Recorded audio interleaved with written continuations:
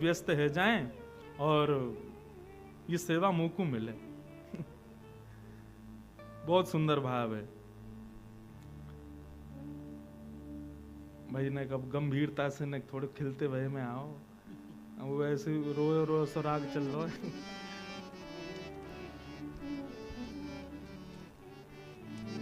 हाँ बस बढ़िया। हाँ रागों से भी भूमिका बनती है, वो ज्ञान व्यान सब रखो रह गयो, शुरुआत में दे दियो, अब तो आओ लीला में चलें। तो ठाकुर जी देख रहे हैं कि भैया श्री जी को श्रृंगार है रहे है, कितनी सौभाग्यवंत है ललिता विशाखा आदि सब सखियां। बताओ श्री जी के कानन को ऐसे पकड़ के कुंडल पहना रही हैं, श्री जी के पत्रावली को श्रृंगार कर रही हैं, चुनरी ला के उड़ा रही हैं, बीच बीच में श्री जी को जल की प्यास लगे तो अपने हाथों से जल पिला रही हैं, पावन में पाजेब पहना रही हैं। ठाकुर जी की इच्छा है रही है कि ये सेवा हमको मिल जाए, लेकिन ये जब तक ये सवरी खड़ी रहेंगी तब तक हमको ये सेवा नहीं मिलेगी। तो ठाकुर जी ऐसी वहीं विचरण कर रहे थे, तो ठाकुर जी बोले मुंह को तो बड़ी जोर की भूख लगी है, ऐसा मन कर रहा हो कि कोई वृक्षन से फल तोड़ के लिया है मुंह को खवाए दे, मैं तो आनंदित है जाऊं।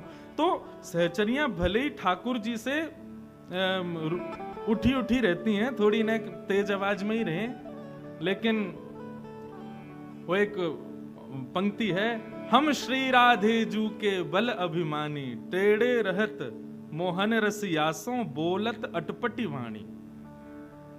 किशोरी जी के बल का अभिमान है सब सहचरियों को, ठाकुर जी से सीधे मुंह बात ना करें, लेकिन अगर ठाकुर जी को कोई श्रम हो रहा है तो सब सहचरियां उनकी भी सेवा करती हैं।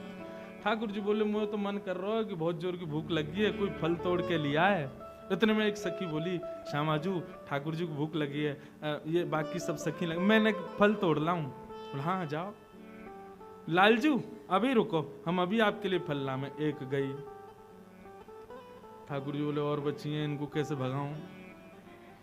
अरे मुंह को तो प्यास भी लगी है, कोई जल लिया तो, यमुना जल से आजकल प्यास ना बुझे भैया, कोई बढ़िया मटका में भर के और कुआ ते निकाल के लेके आवे तो आनंद आ जाए। तो एक सखी बोले अरे जय को प्यास लगी है, मैं जाऊं? दूसरी सखी भाग गई। लेकिन चतुर दो सखियां हैं, ललिता और विशाखा, ये सब समझ जाएं ठाकुर जी के मन की बातन में। आहा इतना सुंदर श्री भगवत रसिक जी का पद है, लाल एती चतुराई कहां पाई। ये लाला इतना चतुराई तुम में कहां से आई है? अब तो दो ही सखी रह गई, बाकी सब सखी तो ठाकुर जी ने भेज दी। कोई से कहती है तेरो कसम चिल्ला रहा है, जल्दी जावा को भूख लगी है, जाके भोजन बना। बोली लाडली जू मैं अभी आऊं भोजन पवा के, एक वैसे चली गई, सबको भगा दी और दो ही रह गई। तब विशाखा ने देखा कि भाई ये समझ रहे हैं हम कहा इनके मन में चल रहे हो है, तब वो गा रही हैं। अब देखो ठाकुर जी के हृदय का भाव यहां प्रकट कर रही हैं, लालेते चतुराई कहां पाई। लाल जी चतुर तो बहुत हो आप। बोले क्यों? बोले सब एक एक करके सखी भगा दें आपने, आपके मन में कहा चल रहा है हमें सब पता है। बोले कहा? बोले जावक के मिस पांव परत हो। जावक कहते हैं वो लाल लाल लगाती माता चरणों में, क्या बोलते हैं उसको? हैं? महावर, महावर बोलते हैं ना। तो सखियां तो सब श्रृंगार कर रही हैं किशोरी जी को, लेकिन ठाकुर जी बीच बीच में कहा करें जावक चिन्ह लिया में, जावक लिया में, और बीच में कहें आप सब ऊपर को करो, मैंने चरणन में एक जावक लगा दूं। विशाखा ललिता बोली हम सब समझ रही हैं, ये जावक के मिस पांव परत हो, आप श्री जी के पांव छुए को प्रयास करो, या ये महावर लगावे के चक्कर में हम सब समझे आपकी बातन में। जावक के मिस पांव परत हो, करन चात आपन मन भाई, करन चात आपन मन भाई। अपने मन की सी सेवा करना चाहो, हम सब जान रही हैं, लाले ते चतुराई कहाँ पाई, हे लाले ते चतुराई कहाँ पाई। ठाकुर जी बोले ना ना ऐसी बात ना है, अरे आप ले लो महावर तो आप लगाओ, जावक चिन्ह आप बनाओ, मुंह का पड़ी है। मैं तो अपने कामन को छोड़ छोड़ के आऊं यहाँ श्री जी के पास में, मुंह कोई वो थोड़ी है। माँ यशोदा मैया नंद बाबा उनको इकलौतों में लाला, 9 लाख गैयान को भार मेरे सिर पे, पूरा घर मुंह को संभालना पड़े। अरे तुम तो सब बरसाने वाली हो, माँ तो अनेक सब लोग हैं संभालने को, नहीं तो पूछो तो पूरे गोकुल तो मेरी भ्रगुटीन पे ही रहवे। मैं वह गोकुल को बेचारे को अनाथ छोड़ के यहाँ श्री जी की सेवा में आऊं, मुंह कहाँ पड़ी, चलो जाऊंगा, मुंह कहा है अभी चलो जाऊंगा। तब सखियां कह रही हैं, छल बहु भरे साधु से दीखो, छल बहु भरे साधु से दीखो। लाला किशोरी जी देखने में ऐसा लगे कितनो सीधो है लाला हमारा है, देखने में ऐसा लगे कोई साधु पुरुष, लेकिन यहाँ के हृदय में जितने छल भरे हैं उतने कोई के हृदय में ना है। छल बहु भरे साधु से दीखो, छल बहु भरे साधु से दीखो। यही कि मिस आपने कहा कियो, सखियन बतावत सेवकाई लालन, सखी बतावत सेवकाई। और यही छल के कारण आपने सबरी सखी यहाँ से भेज दें, मुझको फल लेके आओ, मुझको जल लेके आओ, तेरो खसम चिल्ला रहा हो, तेरो बालक रो रहा है, सब भेज देंगे यहाँ से। ठाकुर जी बोले पोल पट्टी खुल ही गई है, सब इन्हें पता चली गया कि हम श्री जी के संग एकांत में उनको श्रृंगार करवे को भाव रख रहे हैं। वो लाला यहाँ पे अब गुमान करवे तो काम नहीं चलेगा, झुक जा। विशाखा अब तू समझ ही गई है मन की बात, तो फिर पूर्ण कर ही दे, हमारे काम को पूर्ण करवाई दे, श्री जी को श्रृंगार को अधिकार हमें ही दे दे। भगवत पाई परो ललिता के, भगवत पाई परो ललिता के, राज करो चिर सुखदाई, राज करो चिर सुखदाई। लाला यदि आप हमारी श्री जी के भाव साम्राज्य में राज करना चाहो तो जाओ ललिता के पाम परो, ललिता के चरण में शीश झुका के प्रणाम करो, ललिता आज्ञा देगी तब आपको श्री जी मिलेंगी। और उस श्री जी की सेवा पावे के लिए हमारे श्याम सुंदर ललिता के चरणन में प्रणाम कर रहे हैं, सिर रख कर के दंडवत कर रहे हैं, ताकि ललिता अधिकार दे श्री जी के सेवा को। हमारे लाल जी को सबसे प्रिय है श्री जी की सेवा, लेकिन श्री जी की सेवा तब तक नहीं मिलेगी जब तक सहचरी कृपा नहीं करें। आज के भाव में ये सहचरियां कौन है बंधुओं? हमारे ब्रज में श्री राधा नाम उच्चारण करने वालों साधारण ब्रजवासी भी है ना, तो ये समझो ये सहचरी है, यही अधिकार देगो किशोरी जी को, या के बगैर वो अधिकार नहीं मिल सके। इसलिए हमारे ब्रजवासी और ब्रज के संतों को खूब प्रणाम करो, क्योंकि किशोरी जी और ठाकुर जी की सेवा को अधिकार वे ही प्रदान करेंगे।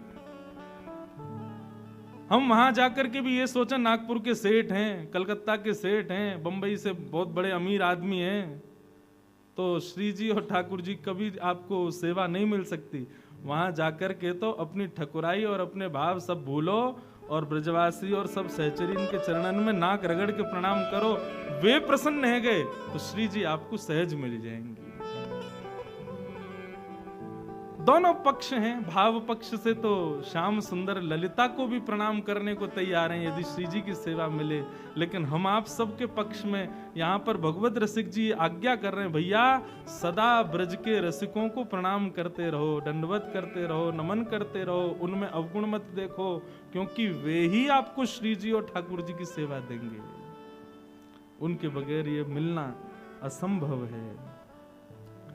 लाले ते कहाँ पाई चतुराई, लाल की कहाँ पाई चतुराई। ठाकुर जी की ऐसी मधुर लीला है। ललिता विशाखा आदि सखियन को भी प्रणाम करें कि श्री जी की सेवा मिले। मधुर सेवा ठाकुर जी करते हैं और फिर सब सखियां युगल स्वरूप की आरती उतारती हैं। अब लीला आती है कुछ ऐसी, ठाकुर जी निरंतर वंशी का वादन करते हैं। बंधुओं, हमारे यहां वंशी को बड़ी बड़भागिनी बताया। श्रीमद् भागवत के वेणु गीत में तो गोपियां कहती हैं हमारी सौत है। बोले क्यों? वो निरंतर ठाकुर जी के ओष्ठों पे सोती है, उनके अधरामृत का पान करती है। ठाकुर जी नित्य या को अपनी कमरिया में बांध करके रखें, और तो और ठाकुर जी रात में अपनी तकिया के पास ही रख के सोएं। हमारे लाल जी आज भी शयन करेंगे ना, चाहे मार्ग में भी फ्लाइट में कहीं जाए, कहीं वंशी संगी रहेगी। वंशी, छड़ी और बंटा जी। बंटा क्या है? वो पल्ली तरफ रखो ना, ये ठाकुर जी को टिफिन है छोटो। हमारे लाला को भूख बहुत लगे तो यहाँ में कछु ना कछु रखना पड़े। हम तो ऐसा करें जब सफर में जामे ना तो ठाकुर जी के एक आध लड्डू रख दें और ठाकुर जी की झांपी में 1000-2000 रुपया रख दें। लाला और भूख लगे तो खरीद के खा लियो। भैया ये भाव की सेवा है, ये नियम की सेवा ना है, ये क्रम की सेवा नहीं है, तो भाव की सेवा है। तो ठाकुर जी वंशी सदा अपने संग रखें। क्यों रखें? क्योंकि वह वंशी को श्री जी ने भी अपने अधर पर धारण किया है, और जब से श्री जी ने अधरामृत को पानवा वंशी को कराया है, तब से ठाकुर जी वही को लिपट करके सोमे, वही के संग रह में, वह को सदा अपने संग रखें। वंशी को कभी त्याग ना करें। पर वह वंशी के कई भाव हमारे ब्रज में बताए गए। श्री राधा वल्लभ लाल को जिनने लाड़ लड़ायो, ऐसे श्री हित हरिवंश महाप्रभु, वे तो वंशी के ही अवतार बताए गए। एक आत्मदेव नाम के ब्राह्मण थे। उन्होंने महादेव की बड़ी याचना की। महादेव प्रसन्न हो गए। प्रसन्न होकर बोले, मांगो, क्या वरदान चाहिए? बोले, अपने हृदय की सबसे बहुमूल्य वस्तु मुझे दे दो। महादेव चरणों में बैठ गए। बोले, भैया कछु मांग ले। तू कहे तो कैलाश तेरे नाम कर दें, तू कहे तो गणपति को तेरे घर भेज दें, तू कहे तो कार्तिकेय को तुम्हारी सेवा में लगा दें, तुम कहो तो पार्वती जी को भी सेवा में भेज देंगे, लेकिन हमारे हृदय की बहुमूल्य वस्तु मत मांगो। अब ब्राह्मण को लगा कोई बहुत ही महंगा कोई रत्न होगा, कोई ऐसी मणि होगी जिससे मेरा पूरा जीवन बिना कुछ बिना कुछ किए ही ऐसे ही निकल जाएगा। वो तो हट करने लगा, नहीं अब तो आपके हृदय की बहुमूल्य वस्तु ही चाहिए मुझे। तब देवादिदेव महादेव अपने हृदय के ठाकुर श्री राधा वल्लभ जी को लेकर प्रकट हो गए और उस आत्मदेव ब्राह्मण को प्रदान किया। यहां आप लोगों ने तो बजाई ताली, लेकिन राधा वल्लभ जी तो बेचारे बड़े परेशान है गए। क्यों? वाने हृदय की सबसे बहुमूल्य वस्तु मांगी और वो ठाकुर जी थे।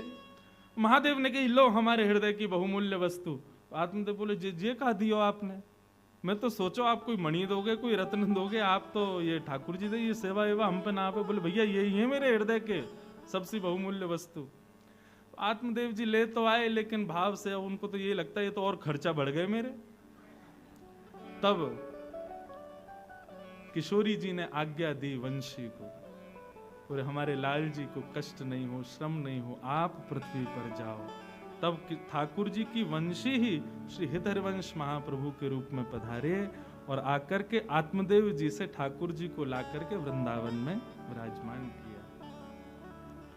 हम अपने पद में गाते हैं ना, जो विश्राम में पद गाते हैं, आतुर हुए हरिवंश पुकारो, श्री राधा राधा नाम, तब सघन कुंज यमुना तट आयो, श्री राधा वल्लभ लाल। बोल राधा वल्लभ लाल की जय। तो एक ब्रज के भाव से ठाकुर जी की वंशी आज भी ठाकुर जी के संग है और वो आचार्य रूप धारण करके भी आई हैं। परंतु एक भाव से ठाकुर जी की वंशी ये श्री हनुमान जी महाराज पधारे कहीं की कथा के भाव से। और भाव कुछ ऐसा था कि भगवान श्री राम जब अपनी लीला पूरी करके जाने लगे, तब हनुमान जी ने प्रार्थना की, बोले भगवान आप लंका से वापस अयोध्या जा रहे हैं, बीच में दंडकारण्य में कुछ संत आपकी प्रतीक्षा कर रहे हैं, उनको दर्शन दे दीजिए। राम जी बोले अभी हम पे समय नहीं है, 14 वर्ष पूर्ण हो गए, अभी हमको निश्चित अभी अयोध्या पहुंचना है, नहीं तो भरत जीवित नहीं मिलेगा। हनुमान जी बोले वहां एक भरत नहीं मिलेगा, यहां लाखों भरत मर जाएंगे। तब रघुनाथ जी ने आज्ञा दी, बोले चिंता मत करो, ये सब दंडकारण्य के जितने भी संत हैं ये सब अपने भजन के प्रभाव से द्वापर में श्रीधाम वृंदावन में गोपी बनकर के प्रकट होंगे, और तब हम इन सब को वह सुख देंगे जो ये चाहते हैं। हनुमान जी बोले लेकिन एक विडंबना है। बोले क्या? उन सब ने मुझ पे विश्वास किया कि मैं आपको लेके आऊंगा, अब मैं आपको ले जा नहीं पा रहा तो मैं क्या करूं? ठाकुर जी बोले चिंता मत करो, हम तुमको ब्रज में कोई ना कोई रूप देंगे और आप ही हमको इन सब संतों से मिलाओगे। तब द्वापर में ठाकुर जी ने विचार किया हनुमान जी किस भाव से आवे, तो वही हनुमान जी ठाकुर जी की वंशी बन करके आए, और जब जब उस वंशी की नाद होती है तब तब गोपियों का मन ठाकुर जी की ओर आकर्षित हो जाता है। महाराज प्रारंभ ही श्रीमद् भागवत में वंशी के नाद से ही हुआ। हनुमान जी ने अपना वचन निभाया कि हम आपको मिलाएंगे, और गोपियों को लेके गए ठाकुर जी के पास। पर अब यहां का भाव सुनो, अति सर्वत्र वर्जयेत। कई बार कई वस्तु हमको सुख देती हैं, लेकिन कई बार उससे हमको कष्ट भी हो जाता है। आज सब गोपियां इस बंसी से परेशान हो गई हैं। और इतना सुंदर भाव, ठाकुर जी वंशी जब बजाते हैं, वंशी के भाव से ठाकुर जी किशोरी जी का स्मरण करते हैं।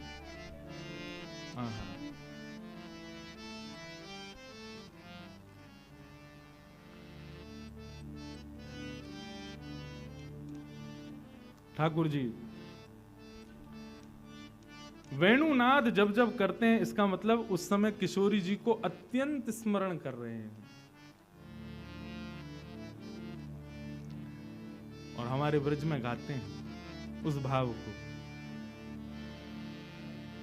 मैं तो तेरो ही गुणगान करूं वृंदावन, मैं तो तेरो ही गुणगान वृंदावन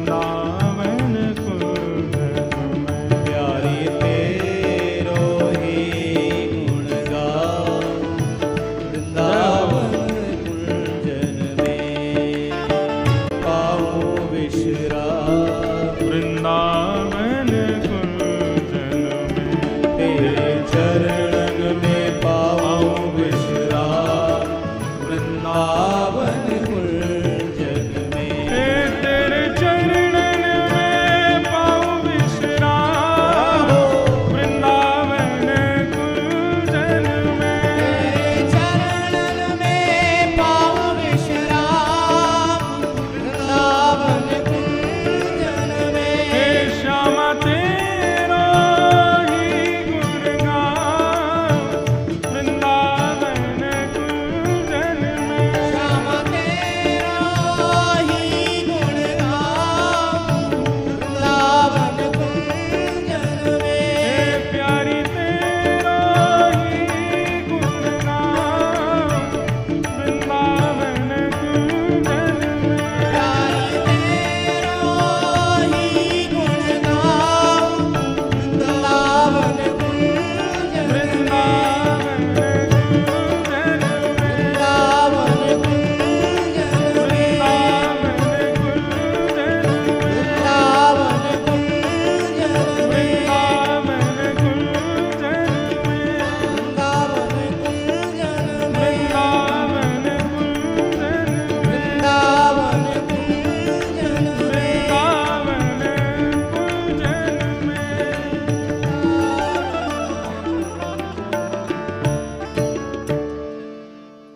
ठाकुर जी वंशी बजाते भय यमुना पुलिन पर वृंदावन कुंजों में श्री जी को याद कर रहे हैं, वंशी नाद कर रहे हैं, परंतु ठाकुर जी की वह वंशी को सुनकर के पल्ली पार सब गोपियां।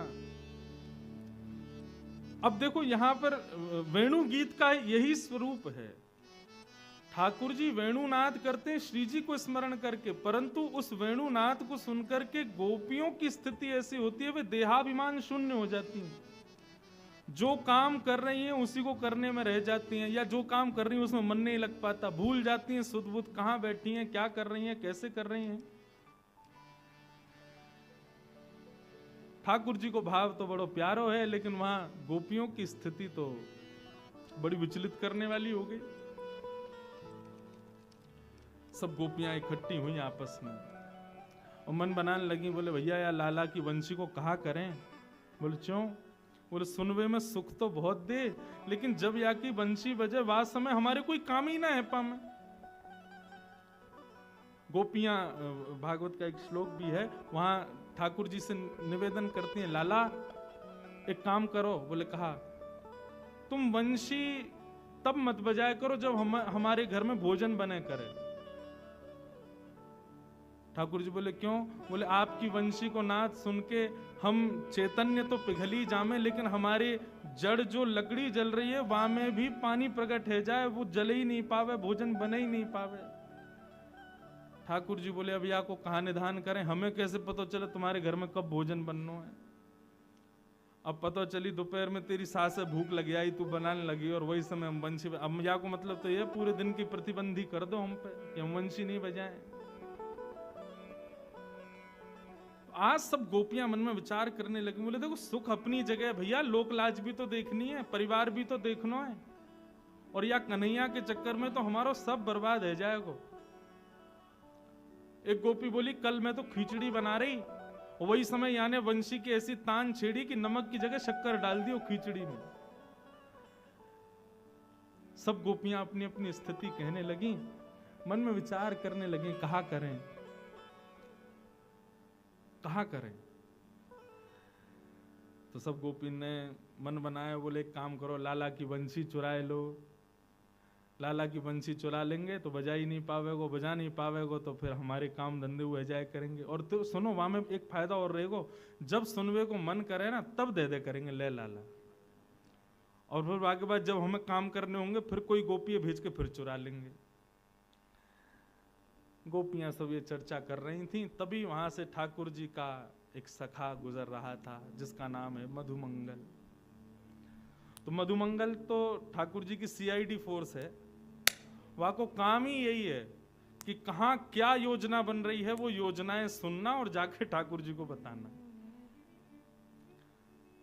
अच्छा, मधुमंगल जो ठाकुर जी से बहुत बड़ा है उम्र में, लेकिन ठाकुर जी के संग ऐसे रहता है जैसे संग कोई बालक है का। तो मधुमंगल एक वृक्ष के पीछे खड़े होकर सुनना था, सब गोपियां कह रही हैं कि लाला की बंसी चुराओ। मधुमंगल बोलो सुन लई मैंने, सबरी बात सुन लई। गोपी बोली अरे ये कहा भयो, याने कहां थे सुन लई? अरे काणे कहां ते आगो तू? बोले अरे हम तो अंतर्यामी के संग रहे, तो हम अंतर्यामी है, जब चाहे जहां चाहे वहां पहुंच जामे। और जा से हमारे लाला को खतरा वास है, तो हमको बहुत ज्यादा ध्यान रखना पड़े। तुम सब गोपी कब कहा कैसे कहा कर दो, या हमारे मुंह को बड़ो ध्यान रखना पड़े। और आज मैंने सुन ली है तुम्हारी बात जो तुम कह रही, अरे सखियों अरे गोपियों तुम तो बड़ी निर्दयी हो, बताओ हमारे लाला के बारे में ऐसा सोचो। सब गोपी बोली कहा सुनो तेने? बोले मैंने सब सुन लियो कि तुम लोग कह रहे हैं कि हम लाला की बंसी चुराएंगी। सब गोपी चरण पकड़ने लगी, बोले तो पता चल गई है, अब ठाकुर जी से मत कहियो। बोले कहियो, अब्बा बंसी की जिम्मेवारी मेरी है, तुम चुरा के तो दिखाओ। चुरानो तो दूर, तुम छू नहीं पाओगी वह बंसी को। हमारे लाला इतना प्रेम करे, तुम्हें पता है यशोदा मैया के संग ना सोवे, लेकिन वह बंसी को लिपट के सोवे, वह बंसी के बिना एक क्षण ना रहे। और तुम सब हमारे लाला के वह प्राण स्वरूप बंसी को चुरावे को योजना बना रही हो।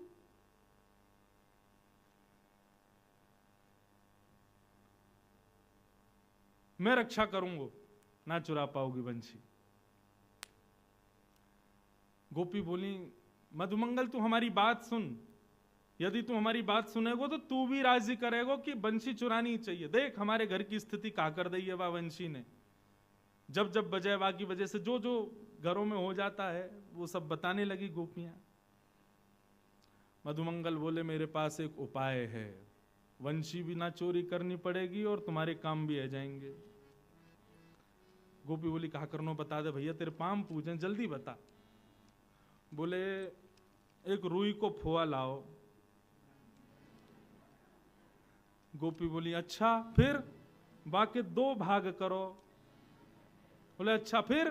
बोले कानन में ठूस के 24 घंटा रहो, वंशी की ध्वनि जावेगी ना, तुम्हारे काम भी आ जाएंगे, लाला की वंशी बच जाएगी।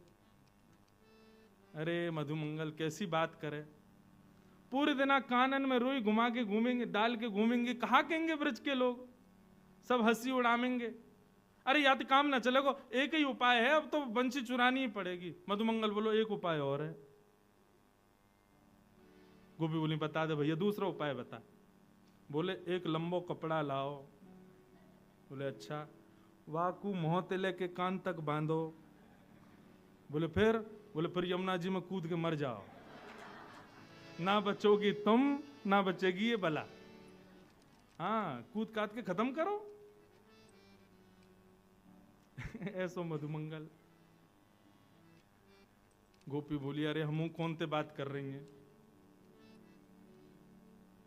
मधुमंगल बोलो भैया बंसी तो नहीं चुरा पाओगे, क्योंकि वह बंसी की जिम्मेवारी अब मैं ले लूंगा। मधुमंगल लौट के गए और ठाकुर जी के पास, अरे लाला कहा कर रहे हो? बोले कछु ना भैया बैठा हूं। वो लाला एक गुप्त खबर तो को देनी है। ठाकुर जी बोले कहा भयो? बोले कि ये बरसाने की गोपी ने सबन ने योजना बनाई है तेरी बंसी चुरावे की। बोले अरे कहा बात करे? बोले और नहीं तो सांची बताओ। बोले सांची कह रहा हूं लाला, या बंसी चुरावे को दोल नहीं है सबरी, यूं कहें लाला बंसी बजावे हमारे घर में यूं है जाए त्यों है जाए, हमारे घर में तो कछु ना हुए, इन गोपीन के घर ही क्यों बिगड़े तेरी बंसी थे। ठाकुर जी बोले अब क्या करें? बोले अब कहा करें लाला, एक ही बात है, बंसी मुंह दे दे। मैं तू तो नेक्सो सो बालक है, तू कहां लड़ेगा इन गोपीन ते? मैंने थोड़ा बड़ा हूं, मुस्टंड हूं, एक लड़ लूंगा इन ते, ला बंसी मुंह दे, या की रक्षा मैं करूंगा।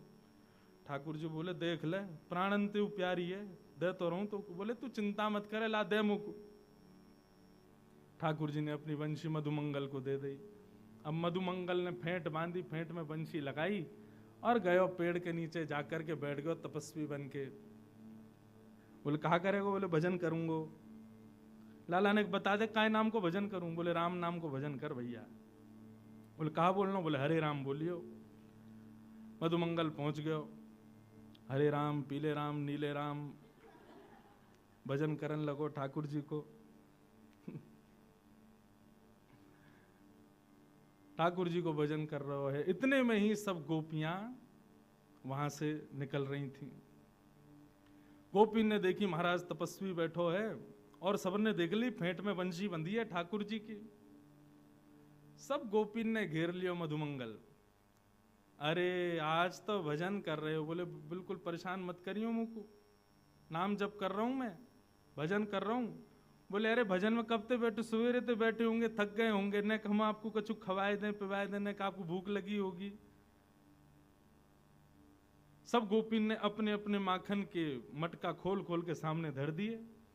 माखन तो मतलब ठाकुर जी, और ठाकुर जी सखा बा के आगे तो फिर कछु नहीं, मुंह में पानी आ गो।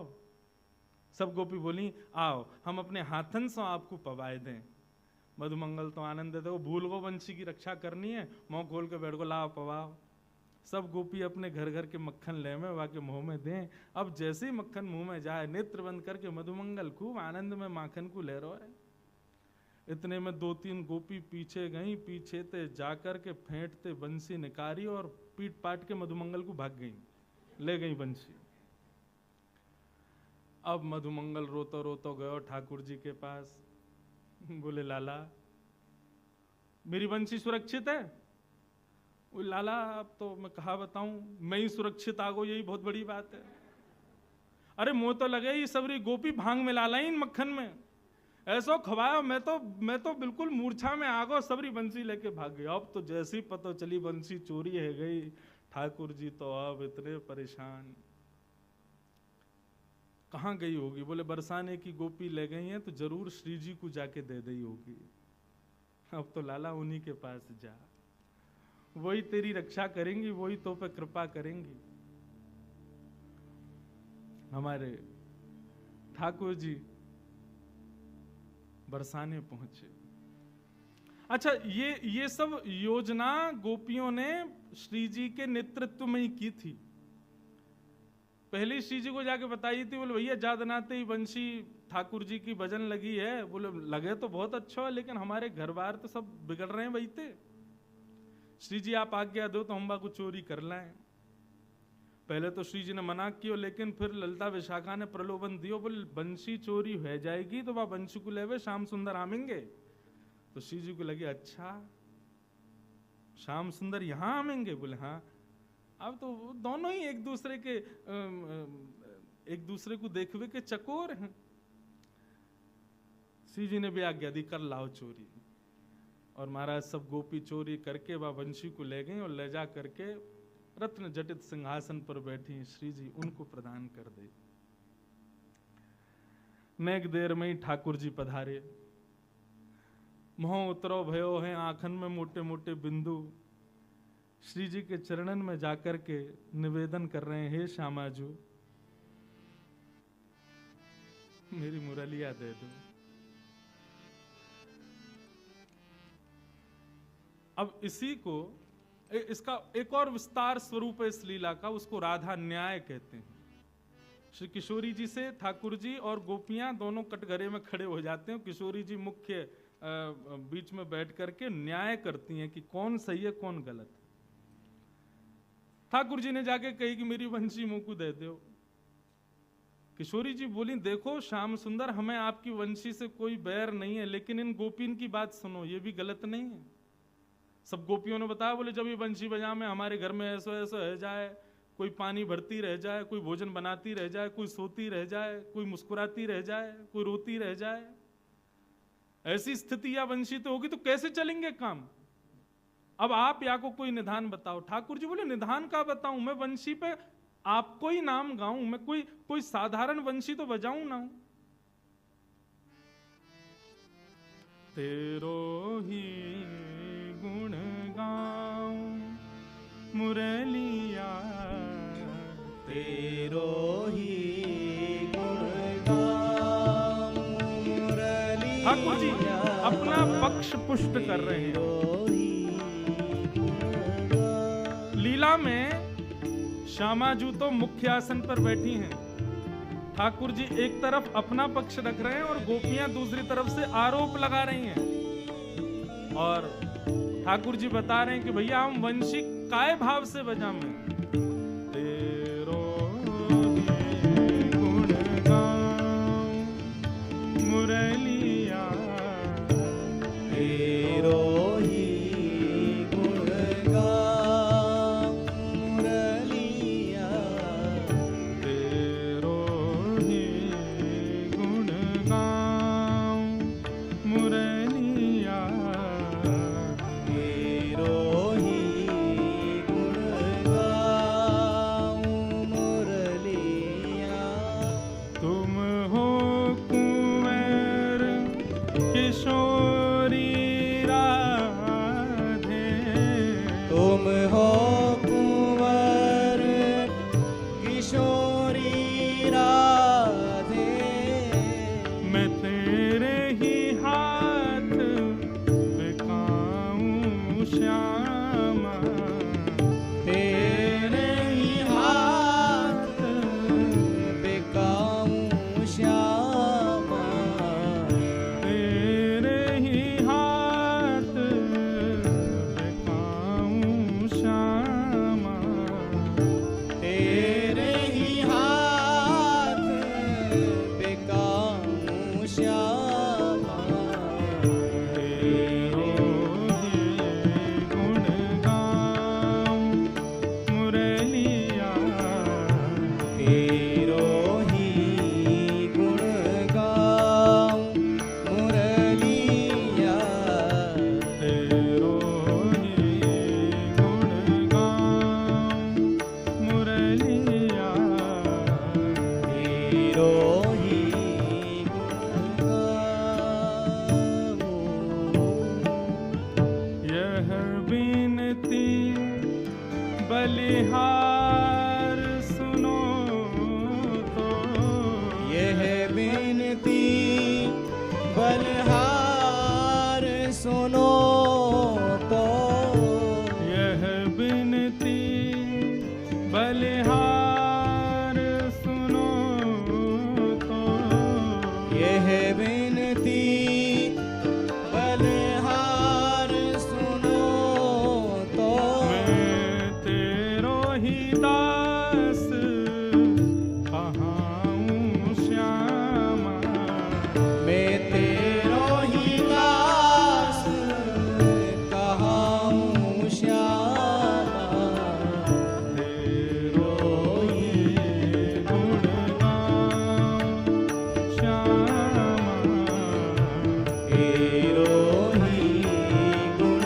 गाऊं श्यामा, तेरो ही गुण गाऊं श्यामा, तेरो ही गुण गाऊं श्यामा,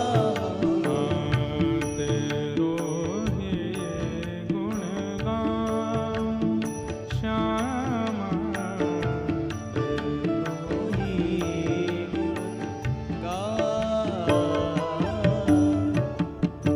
ठाकुर जी बिल्कुल भाव में आ गए, रोवे ही बारे ने का देर में हाथ जोड़ के कह रहे हैं, हे श्यामा जी, मैंने वंशी कोई के घर बिगाड़वे को थोड़ी बजाई है, मुझे कहा पतो ये गोपी कब कहा कौन सी लीला कर रही है, मैं तो आपको जब स्मरण करूं, आपको याद करूं, तब वह वंशी को वादन करूं।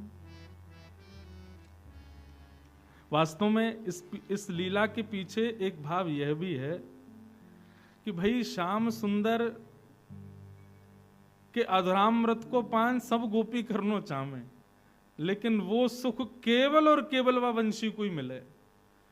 तो इन सब गोपीन के 36 के आंकड़े भी हैं वह वंशी थे। ये वंशी भी एक सहचरी है, सखी है, या हमारे ये सब दूर करना चाह रही हैं ठाकुर जी से। लेकिन आज ठाकुर जी अपना पक्ष कह रहे हैं कि हे श्यामाजू, हमने वह वंशी के द्वारा कोई के घर बिगाड़वे की इच्छा ना रखी, और तो और मैं अपने सुख के लिए भी नहीं बजाता कि मोए कोई राग रागिनीन को बजावे को बहुत सुख मिले, मुझको अच्छा लगे, ऐसा नहीं। मैं तो आपको जब स्मरण करूं तब बजाऊं। श्यामाजू, मैं तो आपको दास हूं, मैं तो आपको सेवक हूं। नागपुर वाले ने बड़ी हंसी आ रही है, लाला सेवक कह रहे हैं अपने आप हैं हमारी श्री जी के आगे। बंसी लेनी है तो कछु तो करेंगे। वैसे तो हमारे ठाकुर जी सदा ही दास हैं, लेकिन प्रार्थना कर रहे हैं श्यामाजू मेरी बात सुनो, मैं कहां गलत हूं। ठाकुर जी के नेत्रन में जैसी मोटे मोटे आंसू आए, इतने में श्री जी ने इशारा किया गोपिन से, बोले रहने दो, अब मान जाओ इनकी बात। तब एक गोपी किशोरी जी से ऐसो के, अच्छा ठीक है अब दया करके इनकी वंशी इनको दे दो, दया करके। ये कोई इस न्याय में जीत गए हैं या इनका पक्ष मजबूत है इस बात से नहीं, दया करके इनकी वंशी दो। और श्री जी वैसे एक बात कहूं, वह वंशी को हमें रखना भी नहीं चाहिए। बोले क्यों, क्यों नहीं रखना चाहिए? युवती मन घन चोरनी दे हो अगते डार, याहे मिले पट चोर सो चोर चोर की यार। बोले ये जो वंशी है ना, हमें कहीं से पता चलिए ये भी श्याम सुंदर ने चोरी करके अपनाई है, तो यह भी चोर हैं और ये वंशी भी तो वैरणी चोरनी है। बोले क्यों, ये हमारे चित्त को चुरावे? ये भी चोर हैं और वो भी चोर हैं, ये चोर चोर एक दूसरे के यार हैं। यह में पट चोर सो चोर चोर की यार, यह चोरन सरदारनी यह चोरन सिरमोर। हे श्यामाजू ये वंशी चोरन की सरदारनी है और ये जो सामने खड़ो का है इतनो सीधो सो बन के, ये चोरन को सरदार है। इन दोनों की जोड़ी बनी हुई है श्यामाजू। प्रेमानंद सराहनी बनी रहे यह चोर। हे श्यामाजू हमने सुनी है जैसो रखो संग वैसो है जाए मन। अगर हमने या वंशी को ज्यादा समय अपने पास रखो तो हम बरसाने वाले आपकी सहचरियां, आप हम सब बड़े पवित्र हैं। या चोर की या चोरी भई वंशी को, ये चोरनी को यदि हमने अपने पास रखो तो कहीं आके अवगुण हमें नहीं आ जाए, या हमारे दया करके या वंशी को इनको ही दे दो। या कुछ ज्यादा समय संग नहीं रखना चाहिए, नहीं तो कहा पता वाकई अवगुण हमारे भीतर आ गए तो।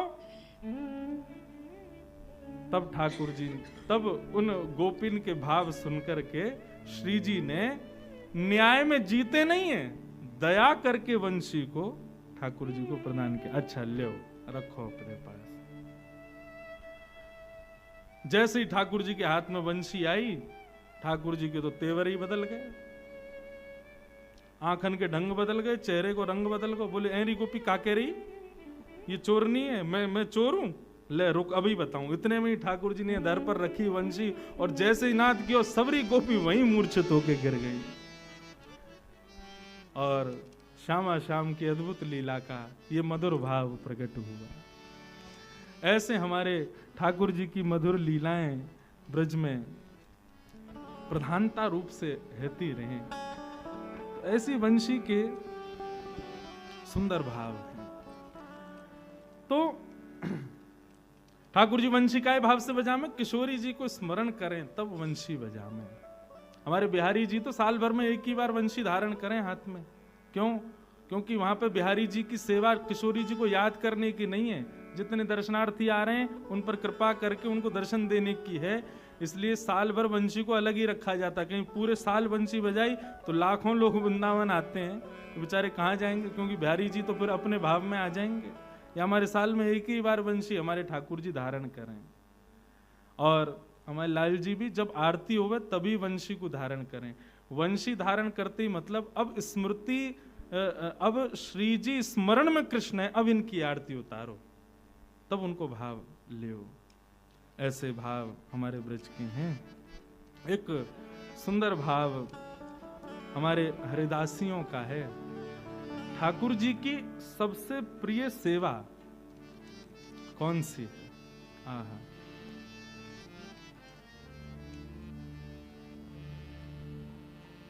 बहुत सुंदर भाव है। अभी तक हम लोग ये रोज कुंज निकुंज निभृत निकुंज की लीलाएं हम सुनते हैं। अब चलें निभृत निकुंज में। अभी निभृत निकुंज की जो स्थिति है ये सबके स्थिति में आने वाली नहीं है, लेकिन यदि आ जाए तो परम सुखकारी है। ठाकुर जी और श्यामा जू निरंतर गोलोक धाम में भी लीला करते हैं,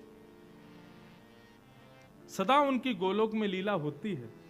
तो ब्रज में हम आप सब पर कृपा करने के लिए उसी गोलोक धाम का सबसे सौंदर्य पूर्ण जो रूप है वृंदावन, उसको ठाकुर जी ने पृथ्वी पर प्रकट किया। तो एक दिन अष्टदल कमल के सुंदर सेज पर श्री किशोरी जी सोई हैं और श्री ललिता जू किशोरी जी के चरणों को अपनी गोद में रख करके बैठी हैं और उसी समय ठाकुर जी का वहां आगमन होता है। अब इस भाव को हमारे हरिदास जी संत कितना सुंदर इसका वर्णन करते हैं। अब देखो ये निवृत्त निकुंज की लीला है, इसको आप आंख खोल के सुने ही नहीं पाओगे। यहाँ तो नेत्र बंद करने पड़ेंगे, विचार करना पड़ेगा, ध्यान धरना पड़ेगा, कैसो भाव कैसो रूप। और जो नित्य निवृत्त निकुंज की उपासना के आदि हैं उनके लिए तो ये अत्यंत मधुर लीला है, इसलिए बहुत भाव से सुनिएगा।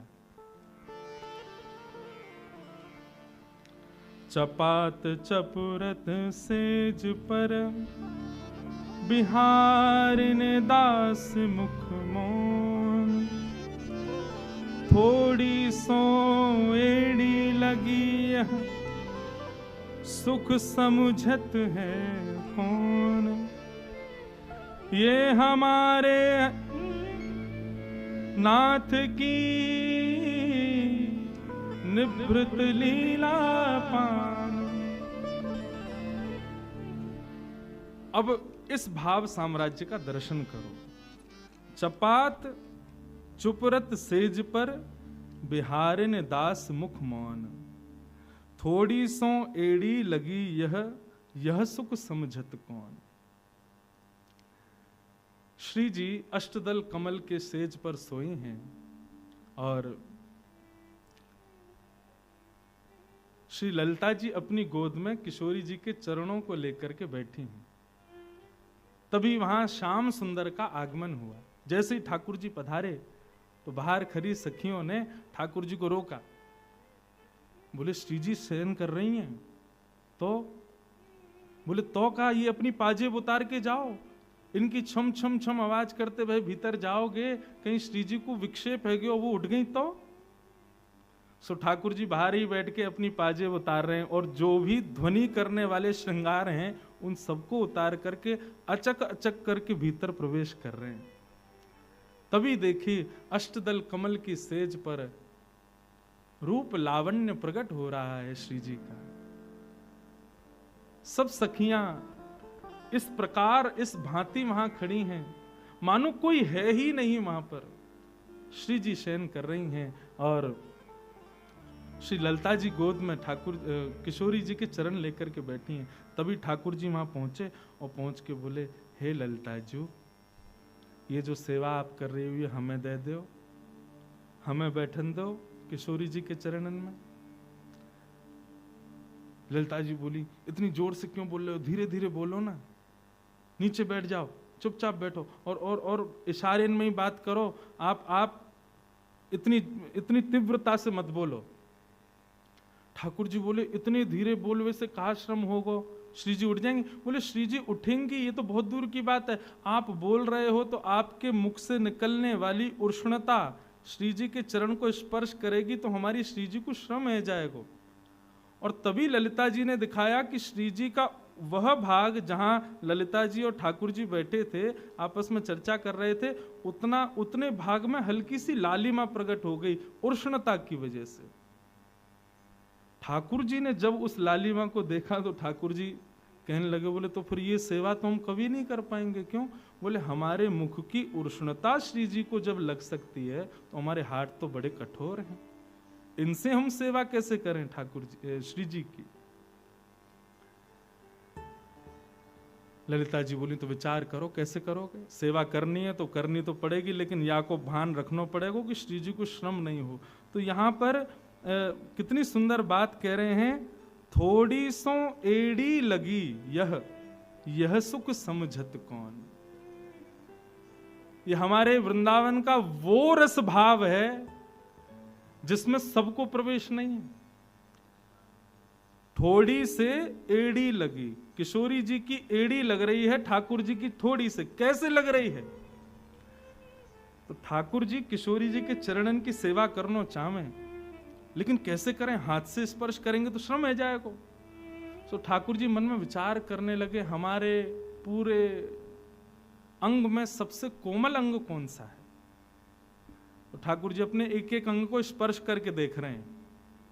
हाथन को देख रहे हैं, नासिका को देख रहे हैं, कानन को देख रहे हैं। यहाँ पे भी थोड़ी निष्ठुरता तो है। सब ठाकुर जी को लग रहे हैं कि सब श्रम कराएंगी, तभी ठाकुर जी सब जगह स्पर्श करते हुए अपने गालन को स्पर्श करें। हाँ, ये थोड़े कोमल हैं। यदि ललिता जी आप आज्ञा दो तो मैं अपने गालन से श्री जी के चरण दबाऊं। तब ललिता जी आज्ञा देती हैं और श्याम सुंदर अपने गालों से श्री जी के चरण दबा रहे हैं। और जब अपने गालों से श्री जी के चरण दबा रहे हैं, तब श्री जी की एड़ी ठाकुर जी की थोड़ी का स्पर्श कर रही है। और इस भाव साम्राज्य का स्मरण करके भगवत रसिक जी महाभाव दशा में प्रवेश कर रहे हैं। हमारे श्याम सुंदर ऐसे ठाकुर जी किशोरी जी के चरणों में पलोटते हैं। ये गाना बहुत आसान है। देखो दुरो वह कुंज कुटीर में परो पलोटत राधिका पायन, लेकिन कैसे? ऐसे। हमारी श्री जी इतनी नाजुक हैं, इतनी सुकोमला हैं कि ठाकुर जी अपने हाथन से भी चरण दबावे में घबरा में, अपने गालन से किशोरी जी के चरण दबा में। हमने बहुत चित्र देखे हैं, लेकिन ऐसा चित्र ना देखो जहां में ठाकुर जी अपने गाल से किशोरी जी के चरणन को स्पर्श कर रहे हो। और चित्र भी ऐसा होना चाहिए कि थोड़ी किशोरी जी, ठाकुर जी की थोड़ी किशोरी जी की एड़ी से स्पर्श करे। ऐसे भाव साम्राज्य में ठाकुर जी किशोरी जी की सेवा कर रहे हैं और सब सखियां देख देख करके अति आनंदित हो रही हैं। तभी श्री जी के जैसे नेत्र खुले, तभी कहा देखो ठाकुर जी धीरे से अचक से किशोरी जी के चरण पकड़ करके अपने गालन से किशोरी जी के चरणन को दबा रहे हैं। किशोरी जी रोकन लगी ठाकुर जी, अरे अरे श्याम सुंदर ये कहा कर रहे हैं? तब ललिता विशाखा आदि सब सखियां सब आनंदित हो गईं और सब गान लगी। कल लाल जी के विवाह उत्सव में भी ये पद गायो, आज पुनः वह भाव को गाएं। सब सखियां गा रही हैं, ठाकुर जी किशोरी जी के चरणन में बैठ रहे हैं। किशोरी संकोच कर रही हैं, लाल जी कहा कर रहे हो? सब सखी कह रही अरे करन दो। बोले क्यों? प्यारी को खिलौना गिर धरला, प्यारी को खिलौना गिर धरला, प्यारी को खिलौना गिर धरला, प्यारी को खिलौना गिर धरला, आओ प्यारी को खिलौना गिर धरला, प्यारी को खिलौना गिर धरला,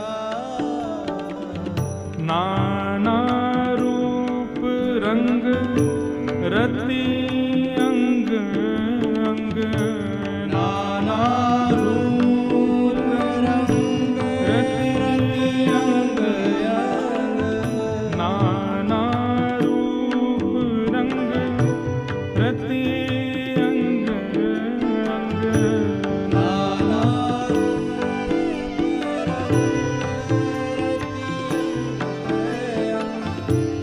अति रस रसिक प्रीत सलोना, अति रस रसिक देख सलोना, प्यारी को खिलौना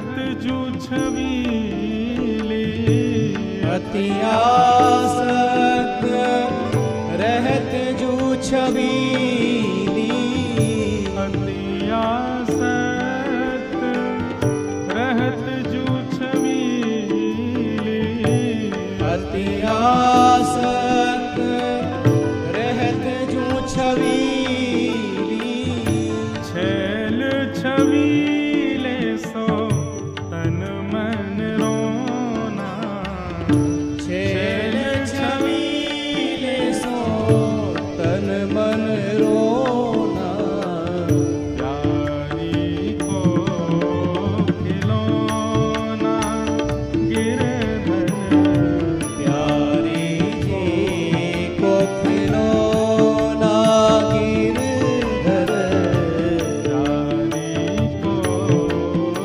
खिलौना गिरधर, प्यारी को खिलौना गिरधर, सरस लाडली लाल ख्याल को, सरस लाडली लाल ख्याल को, सरस लाडली लाल ख्याल को, सरस लाडली लाल ख्याल को, काहू परत पगोना,